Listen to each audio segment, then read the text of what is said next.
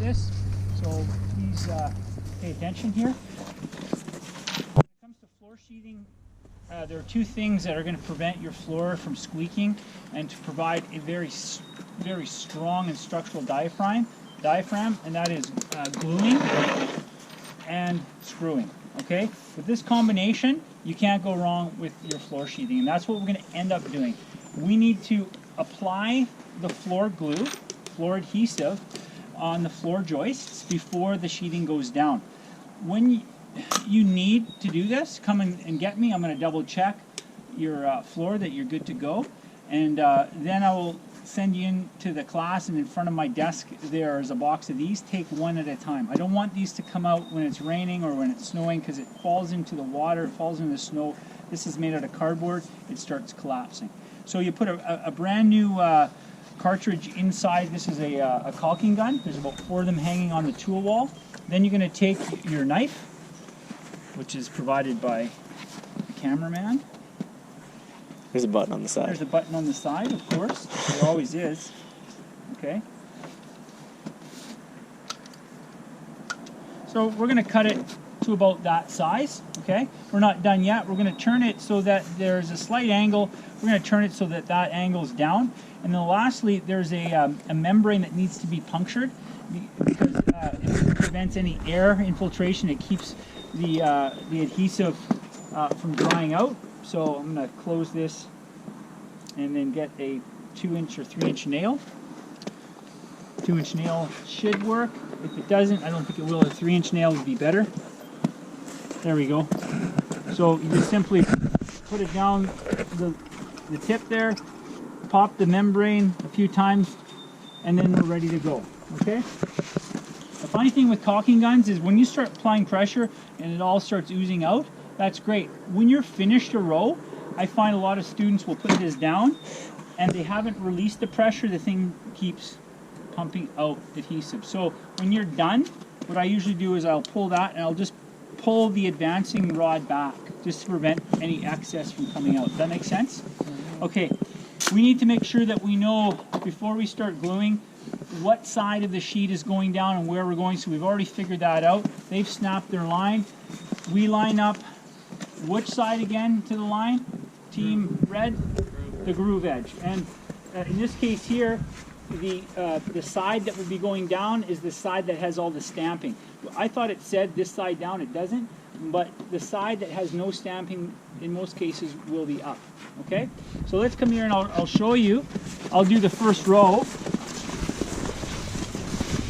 So we're going to lay out so that 16, 32, 48, 16, 32, 48. So it's going to land right on the halfway marker here, right? So what I'm going to do is I'm going to run a bead of caulking, or sorry, of adhesive, right on the edge. I'm not putting it on the center. I'm putting it on the edge because this is only going to be covered halfway by this sheet. And this is about how much I would recommend that you do, okay? Can you put this adhesive in the rain? Yes, you can. Can you put it in the snow? Yep. Yeah. Apparently you can put this on when it's raining or snowing, although I would tend to pick a day to put this down when it's not raining and snowing like today, okay? You notice anything that I'm not gluing while I'm doing this? Yourself. Absolutely, you don't want to get this on yourself, okay? It stains like fucking crazy. What else am I not gluing? Sides. I'm not gluing the side beams. What else am I not gluing? The blocking. I'm not gluing the blocking, okay? The blocking has absolutely nothing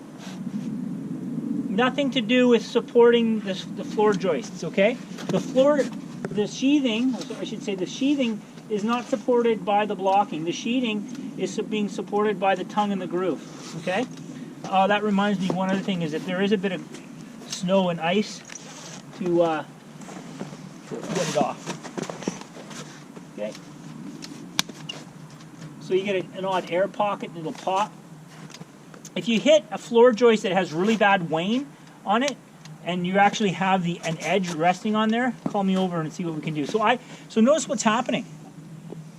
It's still pumping out, right? So this is what I'm talking about. Release that, bring the pressure back, the advancing rod back, and that way you're not going to lose any excess. What else didn't I glue? I didn't glue the end. Okay, because there's going to be bearing walls on this. There's no need to waste glue on that. Okay, so put this out of the way. This is perfectly fine to do this. All right, and then I'm going to get a team to help lift this up.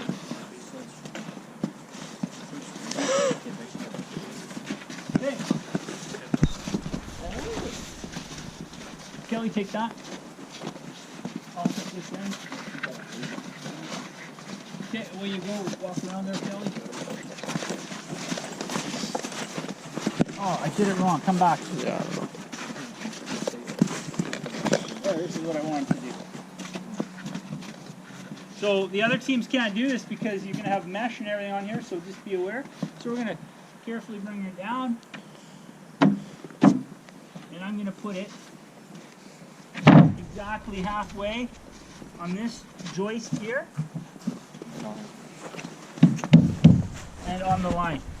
I'm going to come take a look at this. I don't care so much. So I don't know if you noticed here. Look how far away I'm from the edge. Is that a problem? No. I don't care about that because there's a 2-ply beam supporting that. I am more concerned that this is exactly halfway on this here. That's the main thing. So how do we fasten it down? Well, in the end, we're going to go back and we're going to screw it down. But for now, we can use the small coil nailer with the 2-inch ring nails, okay? A ring nail is completely different from what you've used so far. If you take a look, the nails have an ardox or a ring shape to it. It kind of helps hold, it's almost like a screw type application onto a nail, okay? So that can be used temporarily, as well as a 2-inch common nail can be used temporarily. So a 2-inch common nail can definitely be used to secure it down temporarily. Can I take your hammer? So I'm going to make sure that, and this is where a lot of teams in the past have screwed up, is I'll come over and go, you didn't nail it on the line. So that's a really big thing, is that groove edge is right on the line. Okay? And what did we learn about the test? About what happens if we nail too close? What if we happen to nail too close to the groove? Collapses. It's going to collapse. So for ease of installation of the next row, we want to make sure we're back about 2 inches. Okay, so looks good. And then we'll come back over here, and I'll make sure I'm on the line here. Looks good. And I'll go back a couple inches. Ready to go. Okay, you can cut it.